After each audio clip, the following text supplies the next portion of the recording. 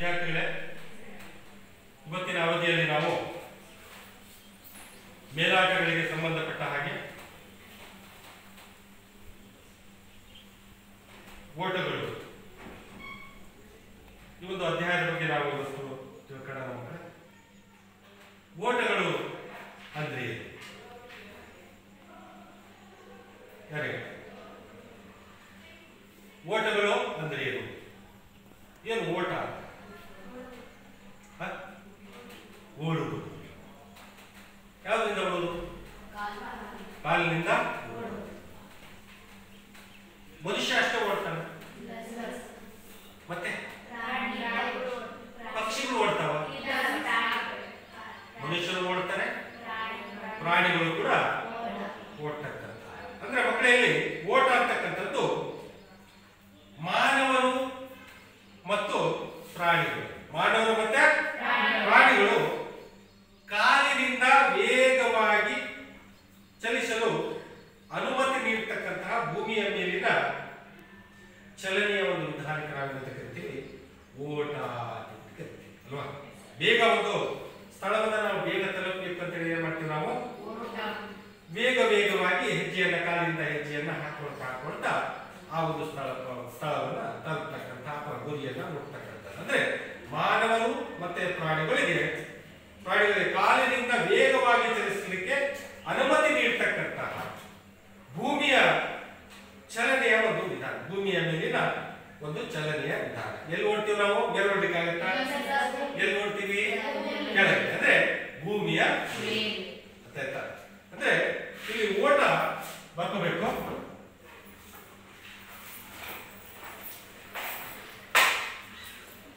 ಓಟವು ಮಾನವರು ಮತ್ತೆ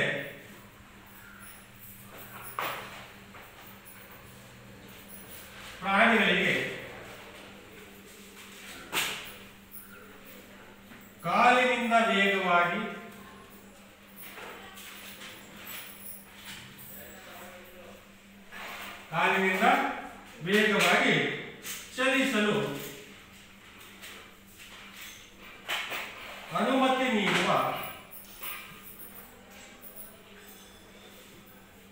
ಚಲಿಸಲು ಅನುಮತಿ ನೀಡುವ ಭೂಮಿಯ ಮೇಲಿನ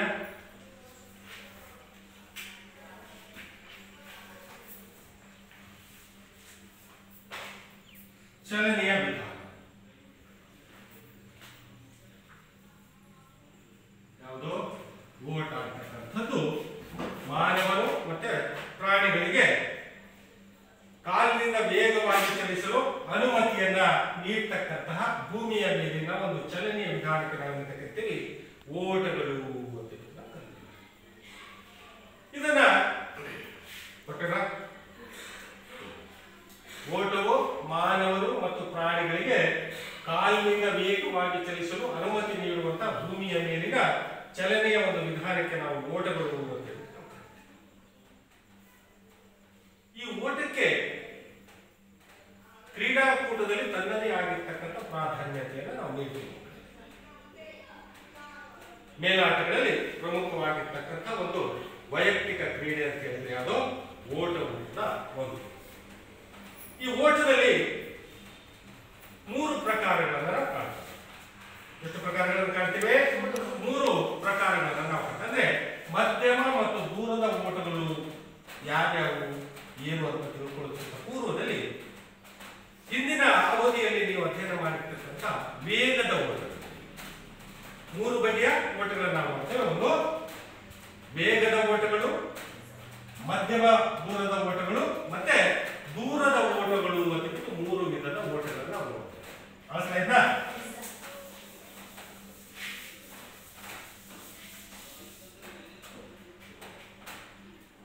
ವೇಗದ ಓಟಗಳು,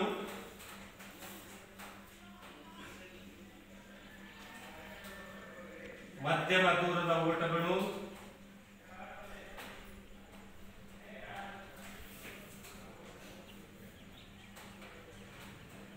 ಮತ್ತೆ ದೂರದ ಓಟಗಳು.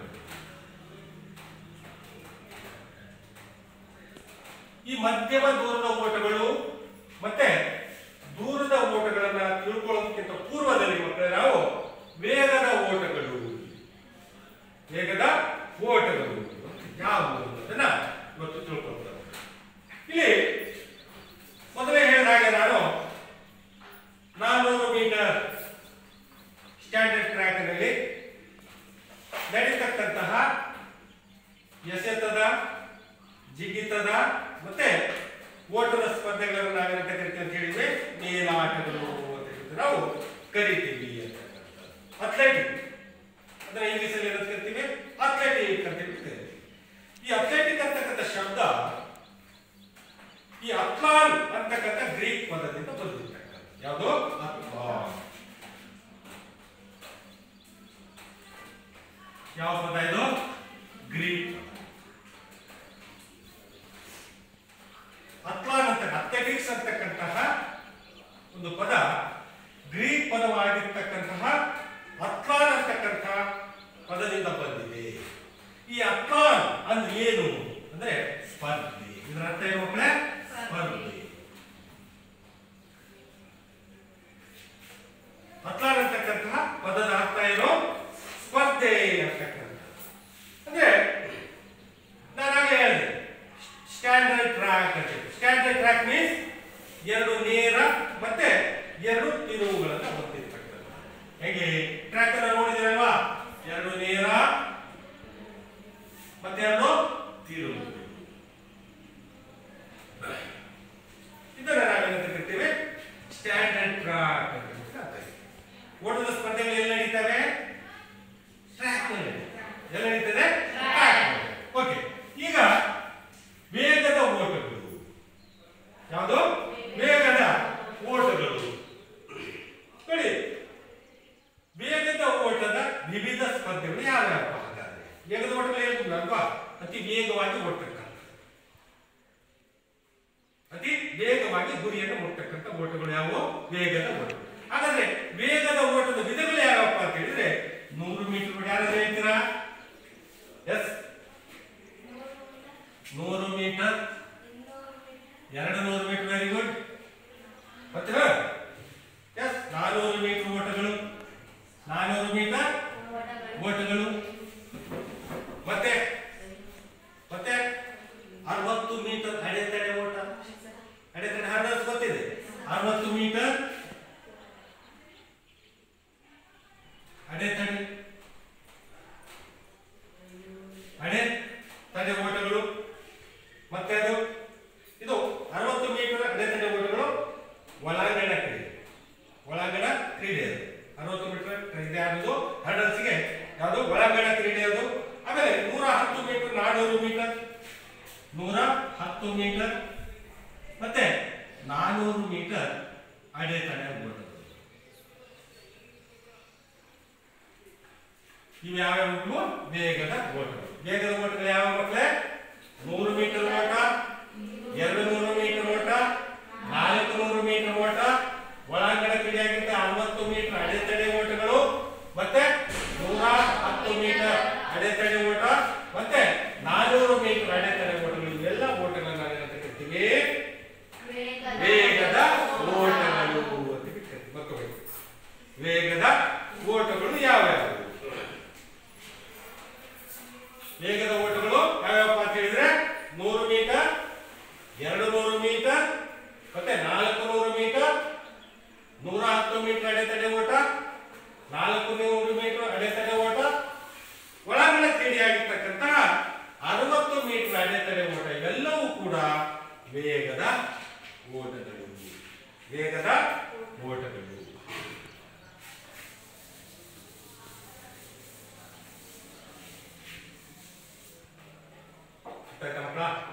ಯಾವ್ಯಾವ ವೇಗದ ಓಟಗಳು? 100 ಮೀಟರ್ ಓಟ, 200, 400,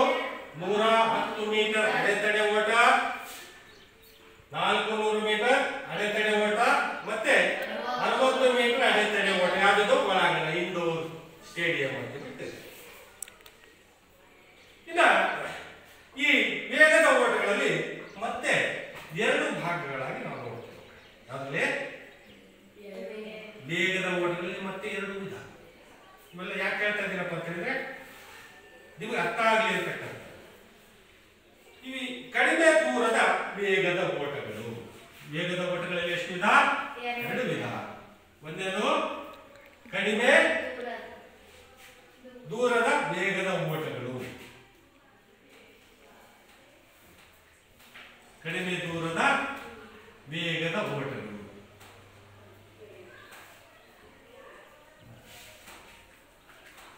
ಮತ್ತೊಂದು ದೂರದ ವೇಗದ ಓಟಗಳು.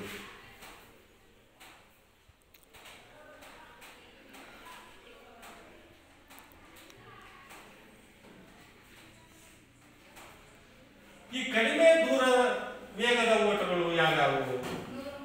S, 100 metre, 200 metre. ನೋಡಿ ಇದರಲ್ಲೇ ನೋಡ್ತೀವಿ ಅಲ್ವಾ? 100 ಮೀಟರ್, 200 ಮೀಟರ್, ಮತ್ತೆ 60 ಮೀಟರ್ ಅಡೆತಡೆ ಓಟ. ಆಗ್ಲೇ ಹೇಳಿದ್ರೆ ನಾನು 60 ಮೀಟರ್ ಅಡೆತಡೆ ಓಟವನ್ನು ಎಲ್ಲ ಓಡಿಸ್ತಾರೆ ಇಂಡೋರ್ ಗೇಮ್ ಅಲ್ಲಿ. ಮತ್ತೆ ಮತ್ತೆ ಅದರ ಕಡೆ 110 ಮೀಟರ್ ಅಡೆತಡೆ ಓಟ. 110 ಮೀಟರ್ ಅಡೆತಡೆ ಓಟ.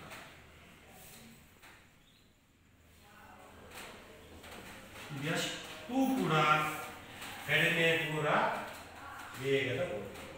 ಕಡಿಮೆ ದೂರದ ವೇಗದ ಓಟಗಳು.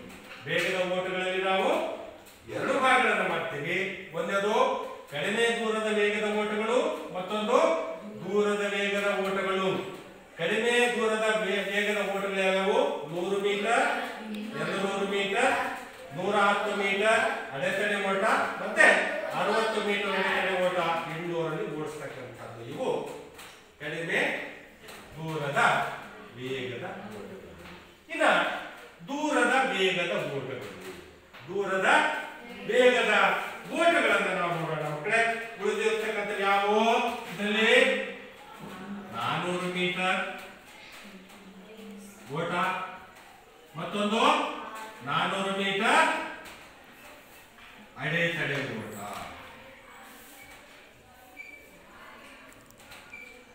400 ಮೀಟರ್ ಓಟ ಮತ್ತೆ 400 ಮೀಟರ್ ಅಡೆತಡೆ ಓಟಗಳನ್ನು ನಾವು ಕರಿತೀವಿ ದೂರದ ವೇಗದ ಓಟಗಳು. ಅರ್ಥ ಆಯ್ತಾ? ವೇಗದ ಓಟಗಳಲ್ಲಿ 100 metre, 200 metre, 400 metre, 110 metre, 400 metre ಅಡೆತಡೆ ಓಟಗಳು, ಮತ್ತೆ 60 ಮೀಟರ್ ಅಡೆತಡೆ ಇಂಡೋರ್. ಇನ್ನು ವೇಗದ ಓಟಗಳಲ್ಲಿ ನಾವು ಎರಡು ಭಾಗಗಳನ್ನಾಗಿ ಮಾಡಿದ್ದೇವೆ. ಒಂದನೇದು ಕಡಿಮೆ ದೂರದ ವೇಗದ ಓಟಗಳು, ಮತ್ತೆ ದೂರದ ವೇಗದ ಓಟಗಳು. ಕಡಿಮೆ ದೂರದ ವೇಗದ ಓಟಗಳು 100 ಮೀಟರ್, 200 ಮೀಟರ್ ಓಟಗಳು, ಮತ್ತೆ 110 ಮೀಟರ್ ಅಡೆತಡೆ ಓಟ ಔಟ್ಡೋರ್ ಅಲ್ಲಿ, ಮತ್ತೆ 60 ಮೀಟರ್ ಅಡೆತಡೆ ಓಟ ಯಾವುದರಲ್ಲಿ? ಒಳಾಂಗಣ ಸ್ಟೇಡಿಯಂ ಅಲ್ಲಿ ಓಡಿಸ್ತಕ್ಕಂಥದ್ದು. ಇನ್ನು ದೂರದ ವೇಗದ ಓಟಗಳಲ್ಲಿ 400 ಮೀಟರ್ ಓಟಗಳು, 400 ಮೀಟರ್ ಅಡೆತಡೆ ಓಟಗಳು. ಆಯ್ತಾ? ಇದು ನಿಮ್ಮ ಸಿಲೆಬಸ್ ಅಲ್ಲಿ ಇಲ್ಲ, ಬೇಸಿಕ್ ಆಗಿ ನಾನು ನಿಮಗೆ ಹೇಳಿರ್ತಕ್ಕಂಥ. ಇನ್ನು ವಿಷಯಕ್ಕೆ ಬರೋಣ ಮಕ್ಕಳೇ. ನಾವು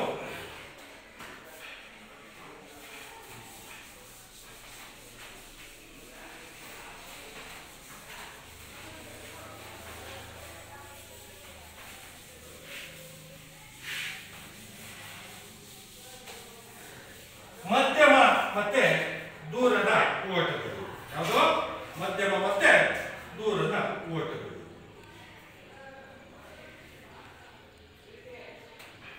ಈ ಮಧ್ಯಮ ಮತ್ತೆ ದೂರದ ಓಟಗಳಲ್ಲಿ ಮಕ್ಕಳೇ, ಮಧ್ಯಮ ಮತ್ತೆ ದೂರದ ಓಟಗಳ ಪರಿಚಯ ನೋಡ್ಕೊಳ್ಳೋಣ ನಾವು.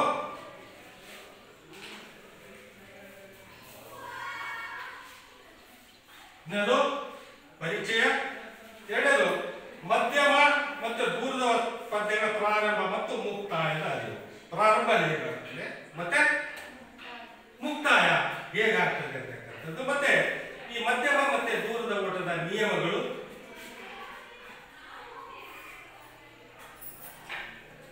ಪ್ರಾರಂಭ ಮತ್ತೆ ಮುಕ್ತಾಯ,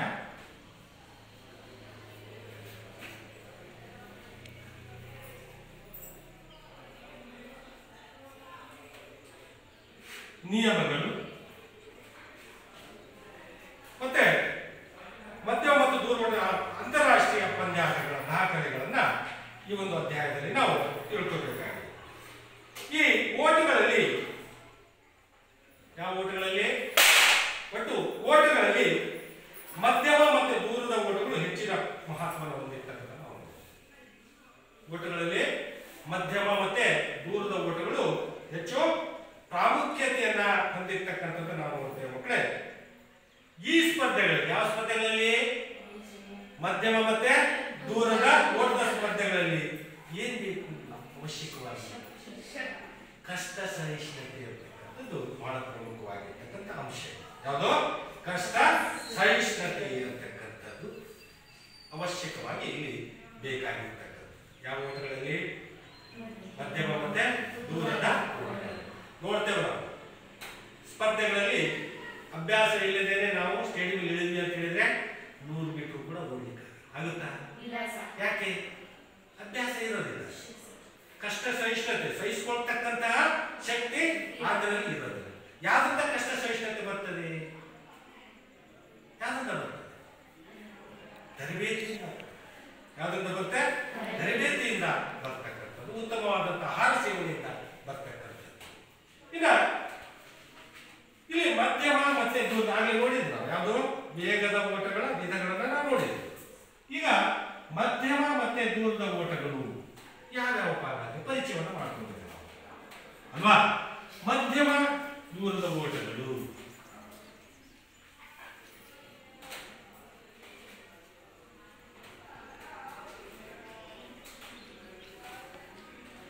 ಮಧ್ಯಮ ದೂರದ ಓಟಗಳು ಯಾವ್ಯಾವ ಹಾಗಾದ್ರೆ ನೋಡಿ ಮಕ್ಕಳೇ.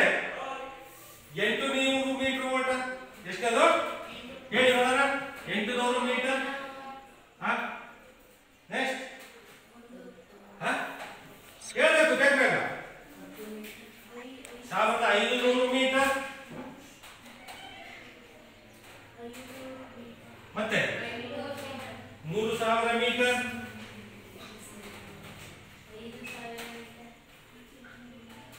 ಅಲ್ವಾ? ಇವುಗಳನ್ನು ನಾವು ಮಧ್ಯಮ ದೂರದ ಓಟಗಳು. ಯಾವ್ಯಾವು? 800 ಮೀಟರ್ ಓಟ, 1500 ಮೀಟರ್ ಓಟ, 3000 ಮೀಟರ್ ಓಟ. ಅಂದ್ರೆ 3000 ಮೀಟರ್ ಓಟದ ಒಳಗಡೆ ಇರ್ತಕ್ಕಂಥ ಓಟಗಳಿಗೆ ಮಧ್ಯಮ ದೂರದ ಓಟಗಳು ಅಂತ ಹೇಳ್ತಾರೆ. ಇನ್ನು ಎರಡನೇದು ಯಾವುದು? ದೂರದ ಓಟಗಳು. ಯಾವುದು? ದೂರದ ಓಟಗಳು ಯಾವ ಮಕ್ಕಳೇ? 5000 ಮೀಟರ್, 10,000 ಮೀಟರ್. ಮತ್ತೆ ಮತ್ತೆ ಹೇಳ್ಬೇಕು. ಮತ್ತೆ ಗುಡ್ಡಗಾಡು ಓಟ, ಕ್ರಾಸ್ ಕಂಟ್ರಿ ಅಂತ ಕರಿತೀವಿ. ಯಾವುದು? ಗುಡ್ಡಗಾಡು ಓಟ.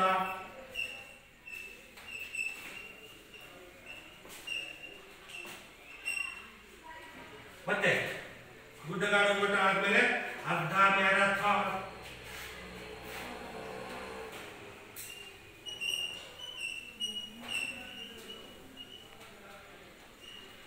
ಅರ್ಧ ಮ್ಯಾರಥಾನ್ ಆಮೇಲೆ ಮ್ಯಾರಥಾನ್ ಓಟಗಳು.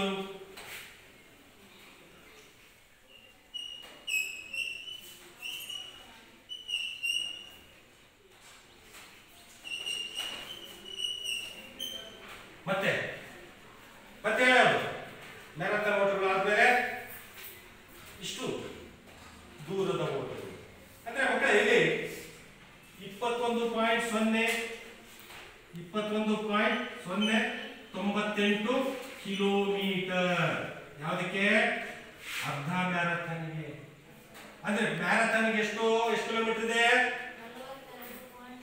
42.195 ಕಿಲೋಮೀಟರ್. ನೋಡಿ, ದೂರದ ಮ್ಯಾರಥಾನ್ ಓಟ ಎಷ್ಟು ಕಿಲೋಮೀಟರ್ ಹೊಂದಿರುತ್ತದೆ ಅಂತ ಹೇಳಿದ್ರೆ ಬರೀಬೇಕು. 42.195 ಕಿಲೋಮೀಟರ್ ಅಷ್ಟು ನೋಡಬೇಕು. ಇಲ್ಲಿಂದ ಸಿಗರೆ ಎಷ್ಟು ಕಿಲೋಮೀಟರ್? ಅಷ್ಟ 18 ಅಂದ್ರೆ 2.5 ಇಲ್ಲಿಂದ ಅರ್ಶಿಕೆರೆ ಅಷ್ಟು 2.5 ಅಷ್ಟು ಓಡ್ತಕ್ಕಂಥ ಒಂದು ಸ್ಪರ್ಧೆ. ಯಾವುದು? ಮ್ಯಾರಥಾನ್.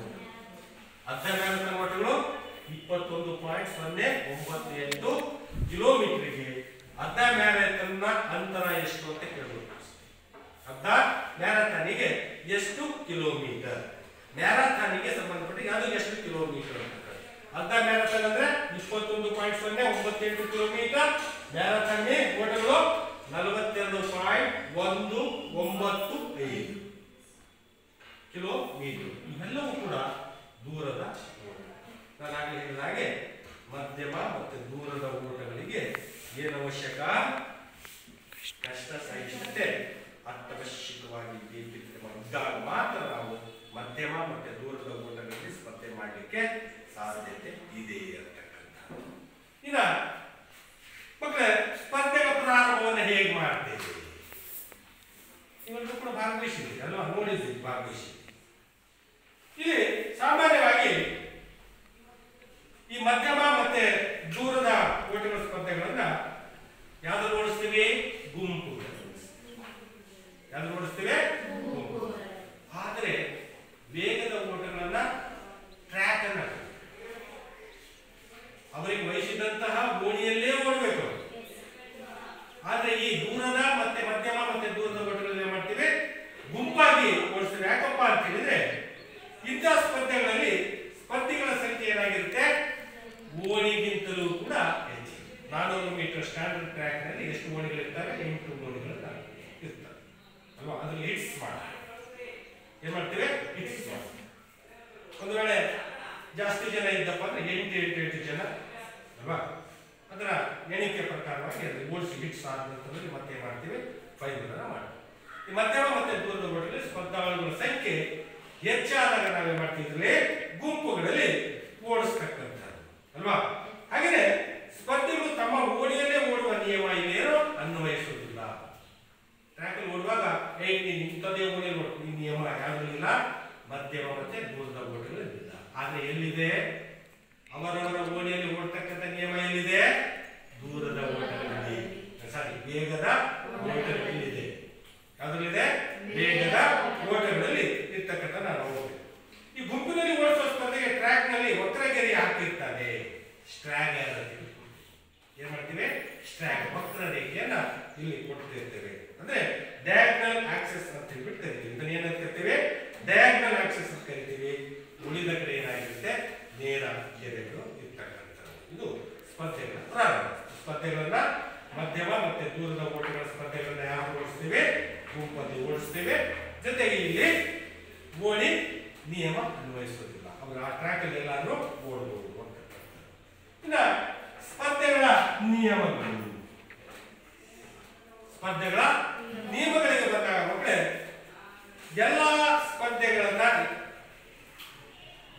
ಯಾವುದು ಮಧ್ಯಮ ಮತ್ತೆ ದೂರದ ಓಟದ ಸ್ಪರ್ಧೆಗಳನ್ನ ಯಾವ್ದು ಓಡಿಸ್ತೇವೆ? ಗುಂಪುಗಳಲ್ಲಿ ಓಡಿಸ್ತೇವೆ. ನಿಯಮ 1, 800 ಮೀಟರ್ ಹೊರತುಪಡಿಸಿ. ಯಾವುದನ್ನ? 800 ಮೀಟರ್ ಓಟವನ್ನು ಹೊರತುಪಡಿಸಿ ಉಳಿದಂತೆ ಎಲ್ಲವೂ ಕೂಡ ಎಲ್ಲಿ ಓಡಿಸ್ತೀವಿ? ಗುಂಪುಗಳಲ್ಲಿ ಓಡಿಸ್ತೀವಿ. ಇನ್ನ ಸ್ಪರ್ಧೆಗಳನ್ನು ನಡೆಸುವಾಗ ಟ್ರ್ಯಾಕ್ ನಲ್ಲಿ ಸ್ಪರ್ಧಿಗಳು ಹೆಚ್ಚಾಗಿದ್ದಲ್ಲಿ ಹಿಟ್ಸ್ ಗಳನ್ನ ಮಾಡಲಾಗ್ತದೆ. ಪ್ರತಿ ಹಿಟ್ಸ್ ನಿಂದ ಆಯ್ಕೆಯಾದ ಸ್ಪರ್ಧೆಗಳು ಅಂತಿಮ ಸ್ಪರ್ಧೆಗೆ ಓಡಿಸಲಿಕ್ಕೆ ಏನ್ ಮಾಡ್ತೇವೆ? ಓಡಿಸಲು ಅರ್ಹಗೊಳಿಸಲಾಗಲೇ ಹೇಳಿದ್ದಾರೆ ಹಿಟ್ಸ್ ಅಂತ ಹೇಳಿ. ಯಾವುದ್ರಲ್ಲಿ? 800 ಮೀಟರ್ ಓಟದಲ್ಲಿ.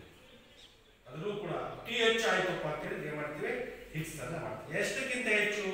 12 ಸ್ಪರ್ಧಿಗಳಿಗಿಂತ ಹೆಚ್ಚು ಇದ್ರು ಏನ್ ಮಾಡ್ತೀವಿ? ಇದರಲ್ಲಿ ಹಿಟ್ಸ್ ಅನ್ನ ಮಾಡ್ತೇವೆ. ಎಷ್ಟು ಜನ? ಇನ್ನ ಸ್ಪರ್ಧಿಗಳ ಸಂಖ್ಯೆ 12ಕ್ಕಿಂತ ಹೆಚ್ಚಾದಾಗ 2 ಗುಂಪುಗಳಾಗಿ ಏನ್ ಮಾಡ್ತೇವೆ? ಏಕಕಾಲದಲ್ಲಿ 2 ಹಿಟ್ಸ್ ಗಳನ್ನ ಒಟ್ಟಿಗೆ ಪ್ರಾರಂಭಿಸಲಾಗುತ್ತದೆ. ಇದು ಏನೋ ಸ್ಪರ್ಧೆಯ ನಿಯಮಗಳು. ಸ್ಪರ್ಧೆಯ ನಿಯಮಗಳು. ಇನ್ನ ಸ್ಪರ್ಧೆಯ ಪ್ರಾರಂಭವನ್ನು ಹೇಗೆ ಮಾಡ್ತೇವೆ? ಸ್ಪರ್ಧೆಗಳ ಪ್ರಾರಂಭ ಇಲ್ಲಿ 400 ಮೀಟರ್ಗಿಂತಲೂ ಹೆಚ್ಚಿನ ಓಟದ ಸ್ಪರ್ಧೆಗಳಲ್ಲಿ ಪ್ರಾರಂಭಿಕರ ದೂರದ ಓಟದ ಸ್ಪರ್ಧೆಗಳನ್ನು ಪ್ರಾರಂಭಿಸುವಾಗ ಪ್ರಾರಂಭಿಕರಿಗೆ ಓಟವನ್ನ ಪ್ರಾರಂಭ ಮಾಡ್ತಾರೆ. ಮತ್ತೆ ಮುಕ್ತಾಯಗಾರರು ಕೂಡ ಅಲ್ಲಿ ಇರ್ತಕ್ಕಂಥದ್ದು ನಾವು 2 ಕಡೆ ಪ್ರಾರಂಭಿಕರು ಮತ್ತೆ ಮುಕ್ತಾಯದ ಗೆರೆ ಅಂತ ಇರ್ತಾರೆ. ಯಾರು? ಅಂಪೈರ್ಗಳು ಇರ್ತಾರೆ. ಈ ಓಟವನ್ನ ಪ್ರಾರಂಭ ಮಾಡ್ತಕ್ಕಂಥ ಪ್ರಾರಂಭಕ್ಕೆ ಏನ್ ಮಾಡ್ತಾರೆ ಮಕ್ಕಳೇ? ಆನಿವರ್ ಮಾರ್ಕ್ ಅಂತ ಹೇಳ್ತಾರೆ. ಆನಿವರ್ ಮಾರ್ಕ್ ಅಂತ ಏನ್ ಮಾಡ್ತಾರೆ?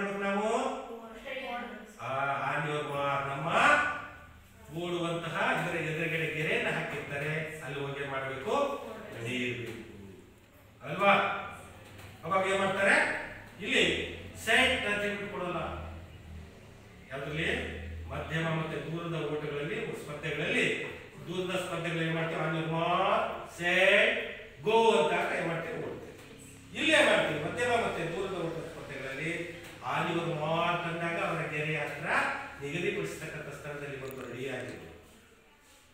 ಗೋ ಅಂತಾರೆ ಅಥವಾ ಏನ್ ಮಾಡ್ತಾರೆ, ಪಿಸ್ತೂಲಿನಿಂದ ಗುಂಡನ್ನು ಹಾರಿಸ್ತಾರೆ. ಅವಾಗ ಏನ್ ಮಾಡಬೇಕು, ಓಡ್ಬೇಕು ಅಲ್ವಾ. ಪಿಸ್ತೂಲಿನಿಂದ ಗುಂಡನ್ನು ಹಾರಿಸೋದ್ರ ಮೂಲಕ ಅಥವಾ ಆಜ್ಞೆ ಕೊಡುವುದರ ಮೂಲಕ ಸ್ಪರ್ಧೆಯನ್ನು ಪ್ರಾರಂಭಿಸಲಾಗ್ತದೆ. ಈ ಸ್ಪರ್ಧೆಗಳಲ್ಲಿ ಸೆಟ್ ಅಂತಕ್ಕಂತಹ ಆಜ್ಞೆ ಇರುವುದಿಲ್ಲ ಅಲ್ವಾ.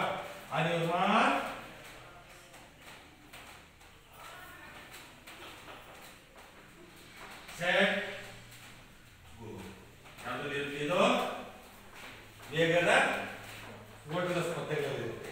ಆದ್ರೆ ಇಲ್ಲಿ ಮಧ್ಯಮ ಮತ್ತು ದೂರದ ಓಟದ ಸ್ಪರ್ಧೆಗಳಲ್ಲಿ ಸೆಟ್ ಅಂತಕ್ಕಂಥ ಆಜ್ಞೆ ಇರುವುದಿಲ್ಲ. ಕೇವಲ ಅಂತಿರುತ್ತೆ. ನಂತರದಲ್ಲಿ ಗೋ ಅಂತಕ್ಕಂಥ ಆಜ್ಞೆ ಕೊಡುವುದರ ಮೂಲಕ ಅಥವಾ ಪಿಸ್ತೂಲಿನಿಂದ ಗುಂಡನ್ನು ಹಾರಿಸಿದಾಗ ನಾವು ಸ್ಪರ್ಧೆಗಳು ಮಾಡ್ತಾರೆ ಓಡ್ತಕ್ಕಂಥದ್ದು. ಇನ್ನು ಮಾರ್ಕ್ ಸ್ಥಿತಿಯಲ್ಲಿರುವಾಗ ಸ್ಪರ್ಧೆಗಳು ಪ್ರಾರಂಭದ ಗೆರೆಯಲ್ಲಾಗಲಿ ಅಥವಾ ಅದರ ಮುಂದಿರುವ ಜಾಗ ನೆಲವನ್ನ ಕೈಗಳಿಂದಾಗಲಿ ಕಾಲಿಂದಾಗಲಿ ಮಾಡಬಾರ್ದು. ನಿಗದಿಪಡಿಸತಕ್ಕಂಥ ಸ್ಥಳದ ಹತ್ತಿರವಿರಬೇಕು. ಗೆರೆಯನ್ನಾಗಲಿ ಅಥವಾ ಗೆರೆಯ ಮುಂದೆ ಇರ್ತಕ್ಕಂಥ ಜಾಗಗಳಾಗಿದೆ ಏನ್ ಮಾಡಬಾರ್ದು, ಸ್ಪರ್ಶಿಸಬಾರದು. ಅವಾಗ ಏನ್ ಮಾಡ್ತಾರೆ, ಅವ್ರನ್ನ ಸ್ಪರ್ಧೆಯಿಂದ ತೆಗೆದು ಹಾಕ್ತಾರೆ. ಇನ್ನ ಸುತ್ತು ಎಣಿಕೆ ಮಾಡುವುದು,